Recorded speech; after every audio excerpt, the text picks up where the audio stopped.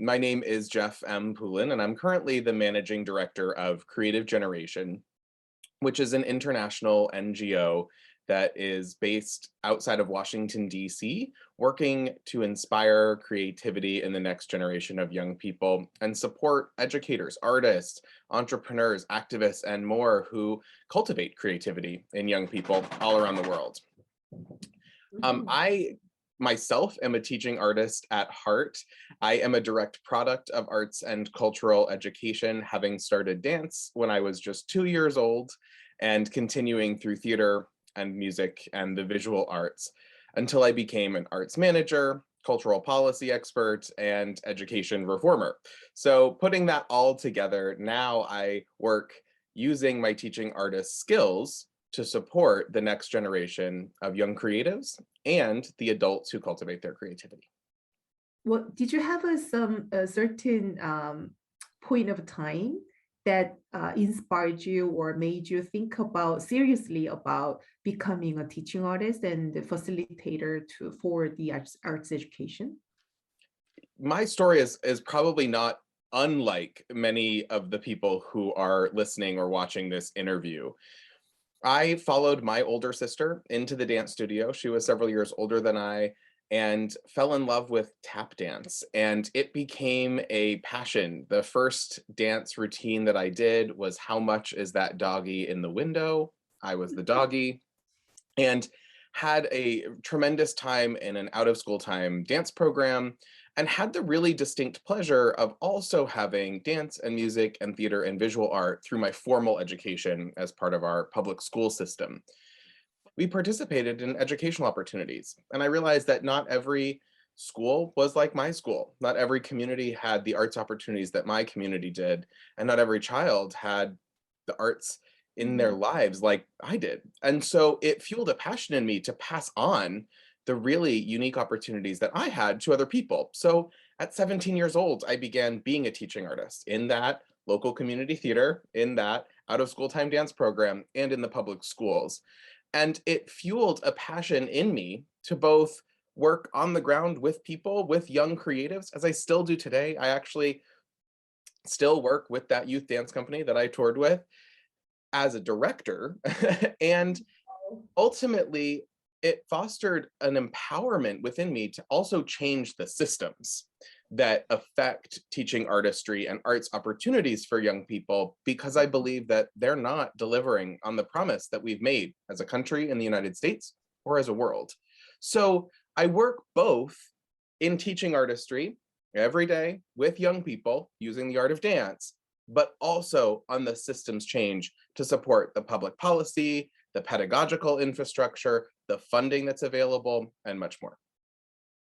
When you said you helped change the system of how the teaching artists are ran, could you give us a specific example, like what your impact was in your organization?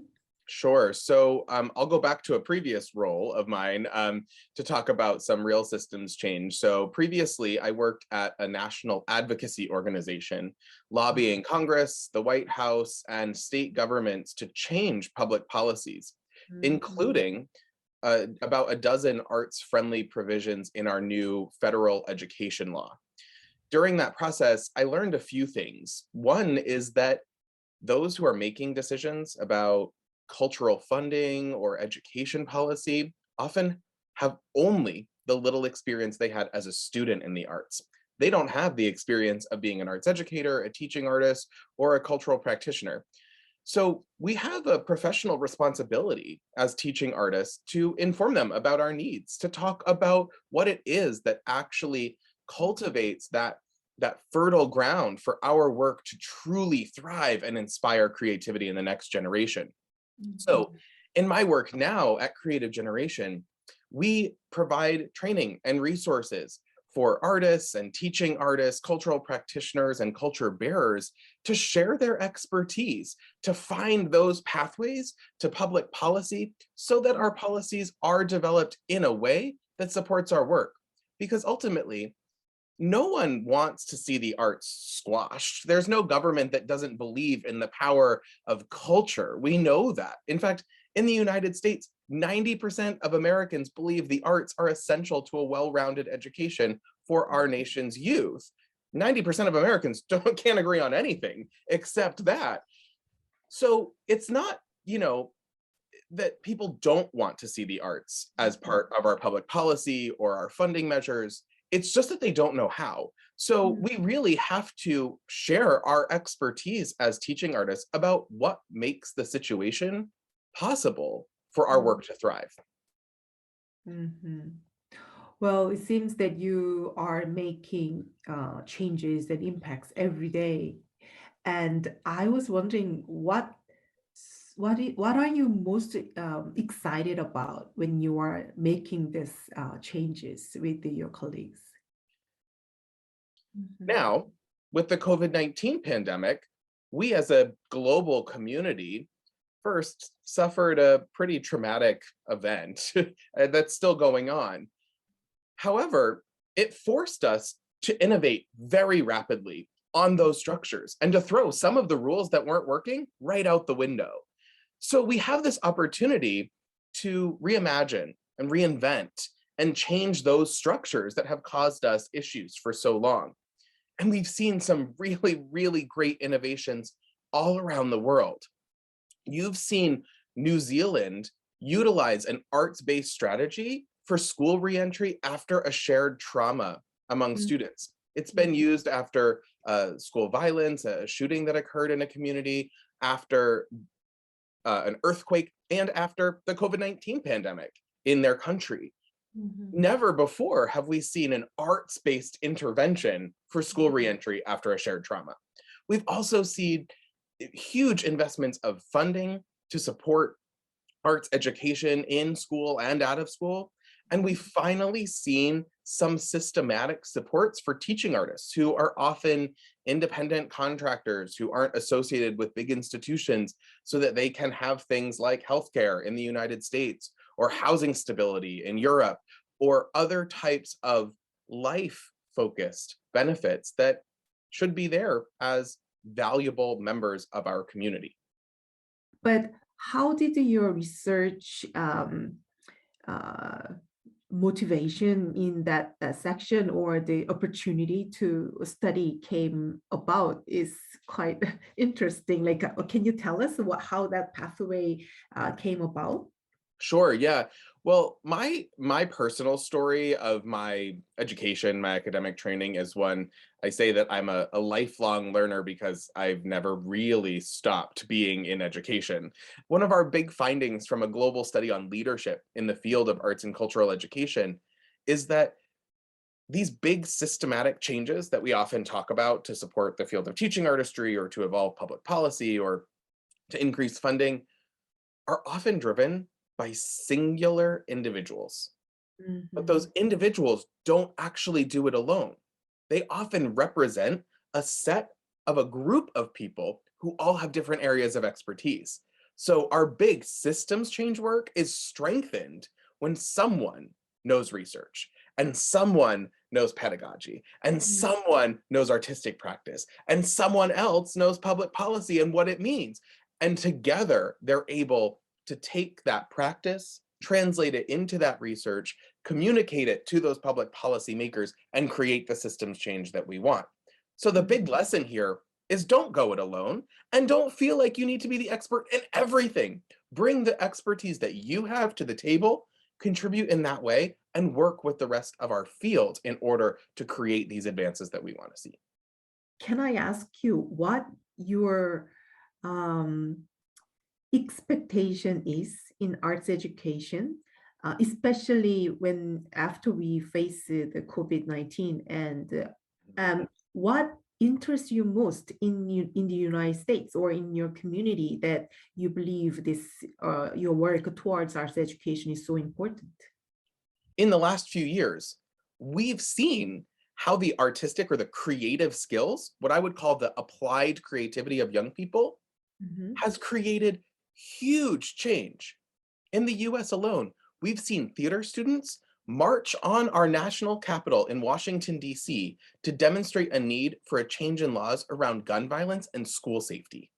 We've seen young poets and music makers and theater and dance performers change the way that our world is looking at the climate crisis, at educational equity, at the Black Lives Matter movement, and our reform to our policing. Mhm. So none of those people are professional artists. None of those young people may be particularly high achievers in music or Mhm. dance or theater or visual art, but their artistic learning experiences have cultivated their creativity, which can be applied to solve big global challenges that they face on a hyperlocal level. And Mhm. what we as adults have is a responsibility to cultivate those creative capacities in those young people and Mhm. to learn from the type of social change they're driving.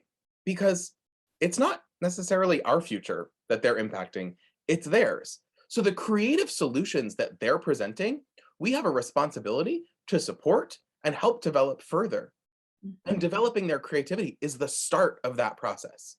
So my major hope for arts and cultural education and for the work of teaching artists in the United States or abroad is first to recognize the expanded potential of arts and cultural education and its impacts and its outcomes. It's not just about appealing to what gatekeepers of funding or public policy care about, those higher test scores or lower dropout rates. It's actually about the social change that can result from when young people cultivate their own creativity. Secondly, we need to understand how to evolve our pedagogical approaches to meet the changing needs of young people today.